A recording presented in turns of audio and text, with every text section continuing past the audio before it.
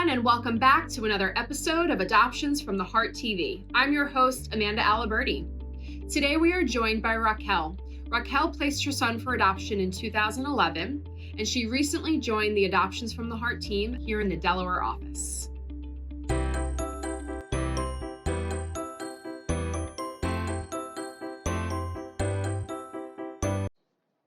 Thank you for joining us, Raquel. You're welcome. Can you share with our audience a brief overview about your placement in 2011?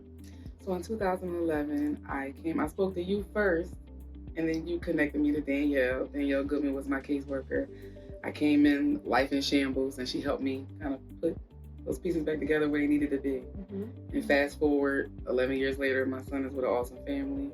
And you have a good open adoption? Yes, and we're all a big family. That's great. We see each other more than twice a year.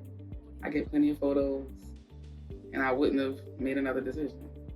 Over the years, did you stay connected to the agency? Yes, yeah. I did. I talk to Danielle all the time, just for even outside of her assisting me with the adoption itself, just with life things, just her checking in with me checking in with her, using her as a sounding board all these years, which is how I ended up here today as now an employee. So take me back to you scrolling, I don't know if you were on your phone or your computer, and when you realized that Adoptions from the Heart was hiring. So I was on Indeed looking for a transition. I was in a transitional phase of my life as far as career-wise. Mm-hmm. And I came across, I never came across you guys' name over the years and me looking for a job. So when I came across, that's what made me pause, like, wait, Adoptions from the Heart. And it didn't even matter that it was like an office manager job. And I say that because people don't look at office managers as an important role when it's way more important. It's so much behind the scenes than just answering the phone and saying hello and goodbye. Mm-hmm. But I was looking for a totally different environment that I felt like I already got as a client. Mm-hmm. And I felt, how can it be worse than it was for me as a client, as an employee? Sure. What were you expecting, like the atmosphere to be like when you came to the agency? Like what were you hopeful for? For it to feel like a family. Yeah. Because that's kind of how I felt when I walked in the door. Really my first meet with Danielle, and then it could build off of that. Sure. So I was expecting how I felt when I walked in my interview. Family feel. And some folks may wonder, like, wow, would that be challenging to be a birth parent and then work for the adoption agency that you used? Talk to us about like how that helped fuel your passion for wanting to work here. I feel like if I would have walked in the door and had someone to relate to, as soon as I walked in, to say, hey, I'm a birth mom too, I get it, everything you're feeling, you have a right to feel, that would have made me feel so much better. Danielle and you guys did a great job with helping me navigate that choice of mine emotionally, but that would have made me feel like I wasn't alone. Because when I did my adoption back in 2011, I wouldn't say it was super taboo, but it was like I was the only one I knew. I knew no one else in my personal life that had went through that experience. So, or even just through walks of life, met someone, a stranger. So that would have helped me a lot. And that's what my hope is, that when I answer the phone or when they walk in, that me sharing that, or if I feel like it's an open space, a dialogue for me to share that will make them feel a little bit better about the decision that they're making. Well, and that's our hope, right? Because I think people, like you said, don't really recognize or appreciate the role that the office manager plays in this whole process. Mm-hmm. For any member of the Triad, whether you're talking about a prospective adoptive parent who's calling in to inquire about our adoption services, or a woman who just found out that she's pregnant and she's scared to death and just needs to talk to somebody, or an adoptee who's 14 years old and struggling and needing to talk to a social worker or join some sort of support group. Mm-hmm.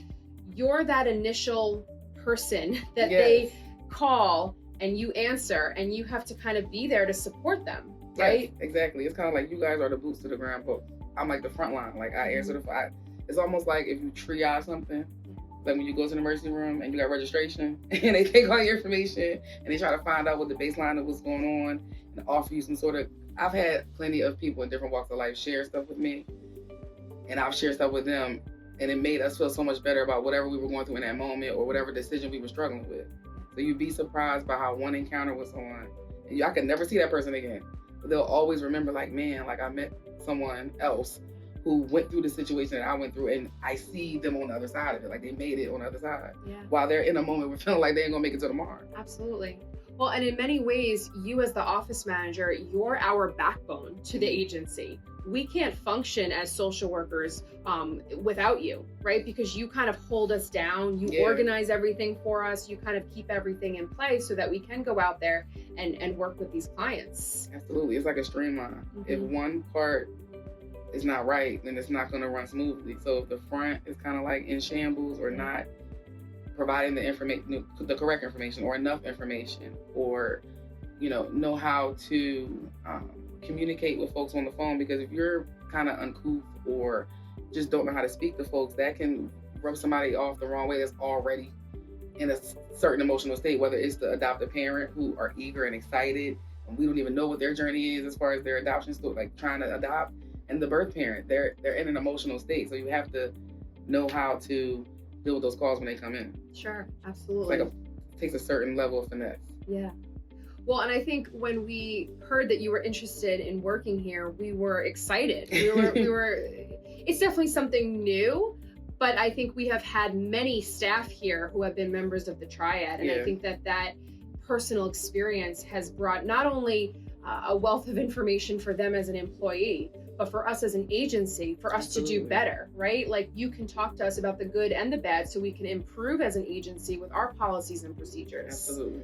Because we don't know it all, right? And we want to be able to grow and evolve with the clients that we serve. And we're just excited for you to be on board with that. And I'm excited. Yeah. Because I feel like I'm going to learn so much from you guys. And I also have, as far as resources for the birth parents and adoptive parents, resources I can share from other walks of life, personal and professional, that I've been through since being here as a client in 2011.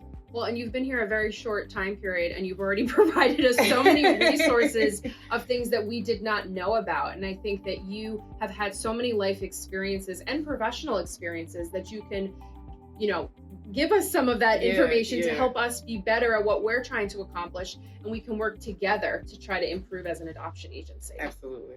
Well, we're excited to have you. I'm excited too. Thank you so much. Thank you. Again, we hope our community can learn from our amazing staff, and we can continue to grow as an agency and do better tomorrow. So thank you so much, guys, and please tune in next week.